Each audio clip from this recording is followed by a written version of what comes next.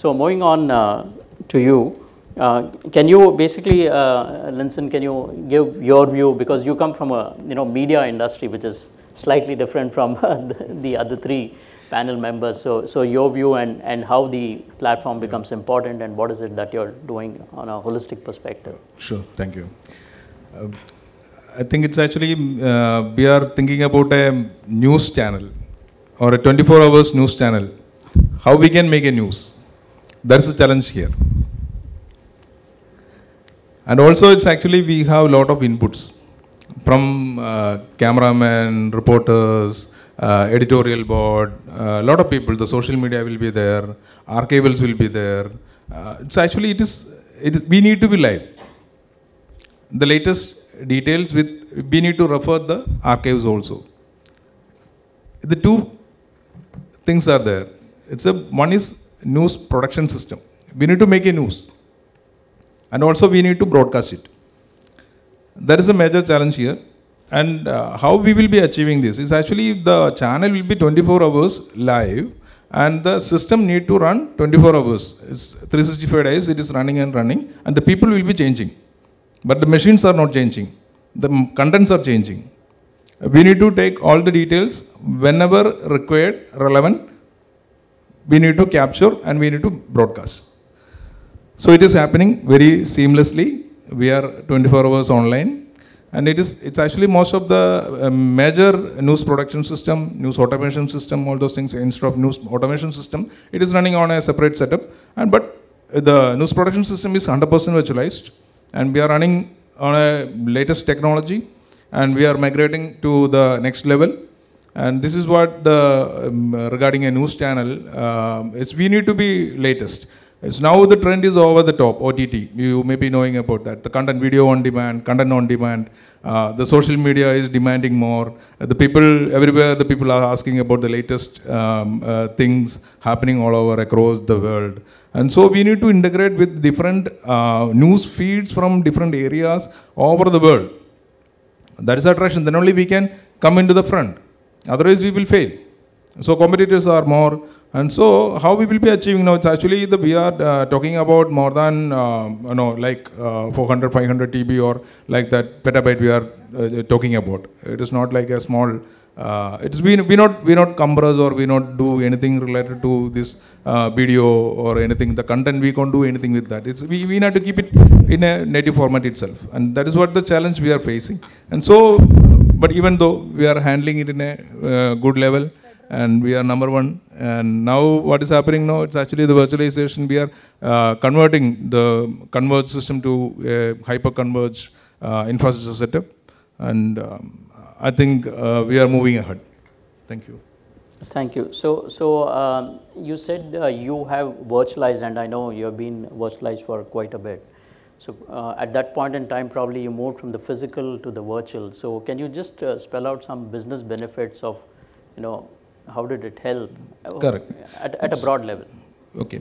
I have already updated regarding the news production system. It's how we will be. Earlier it was running on different workstations and different servers, and we have to maintain a lot of servers. And then now we have migrated to VMs. We can say that we have nearby or more than 100 VMs we are running simultaneously, and it's a 24 hours running system, and desktop we have already virtualized, and so now the 24 hours 24/7 handling is the problem. It's a shift. The system may be same, the news production, the people may be same, the machines may be same, matter may be different, and so we can't invest more. And how it can be, the cost need to be optimized. But at the same time, the performance need to be increased. That was the challenge, but now we have achieved through the virtualization, and also regarding the BYOD thing. So that was also a big challenge we faced. That's also we are using. It's actually a good product from VMware itself. We are using VMware Watch, and so it is seamlessly working fine in all over the area. Likewise, we are achieving a good, Sure. Thank you. Thanks for that. If you look at the traditional architecture, you can also now virtualize the storage subsystem and the network, right? And that what it makes is, it makes the entire data center a software defined data center, right? And that's what VMware's vision has been. And then you can actually have any hardware underlying, beneath it, right? The second thing, as he mentioned, was bring your own device. And I mentioned this before, because every organization you go, most of the employees want to get their own device because they want to have their personal apps, their personal connectivity, and so on and so forth. So that becomes a big nightmare for organizations to actually manage important content on the same phone, right? So bring your own device is easy, but management is difficult. So MDM, there are a lot of MDM players, but what VMware did was it, integrated MDM along with, a lot of other things, and we called it Workspace ONE. So Workspace ONE gives the flexibility to actually have separate containers for, enterprise related data, and separate obviously container for your user data.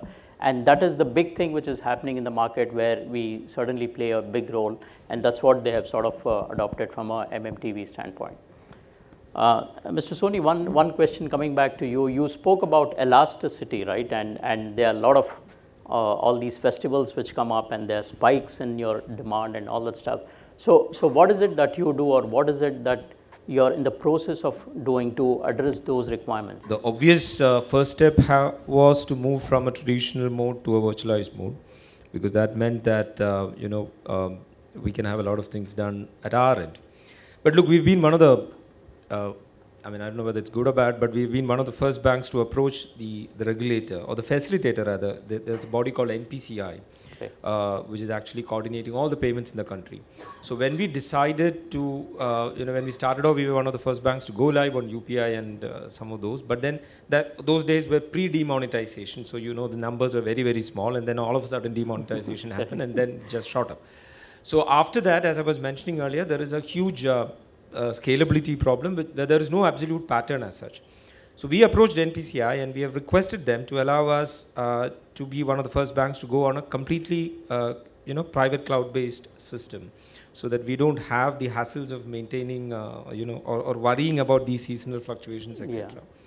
But there are challenges, because in India, data is, especially payment data, there is a lot of worry around, how do you manage that data? How does a regulator get access to it? So there are some last minute discussions that we are having with them. If that goes through, then we will probably be moving on to a completely virtualized environment on a private, private cloud infrastructure. Having said that, there are certain other channels which we have already gone and moved on to a private cloud. So the steps that we are looking at is to move from an on-prem mod to a virtualized. We do have a lot of virtualization even now on our in-house model, but then the true essence of this would be possible only if we have, especially from a cost perspective and availability perspective, to move on to a private cloud. So those are the steps that we are taking. But because, being a little bit of an early mover in this has a little disadvantage, because you need to convince regulators and everybody around that we are fully compliant, and we will be fully compliant when we move to that kind of an environment. Okay, great. Thanks for that. Just for your information, NPCI is completely, I wouldn't say completely, a major portion of it is on VMware. So that gives a lot more, better footing for you when you have a discussion with them. So coming back to you, Madam, so you spoke about the public cloud, right? And you also mentioned the fact that there are some applications which are also in-house. Right. So what are your thoughts? From an organizational perspective, or in general in your industry, would they run as independent stacks, wherein you just do critical applications wherever you want and non-critical wherever you want, and then keep them aside and isolated, or would you want to sort of ensure that they interoperate with each other? Just a thought. Yeah, definitely interoperability is a very critical factor which any business requires. So currently, as I said, when we moved to the cloud, it was a quick decision which we took, and at that time our main focus was the critical application, because the business had to run. But definitely now more tools and features are coming with having data on-prem and based on needs, we can get more compute on the cloud.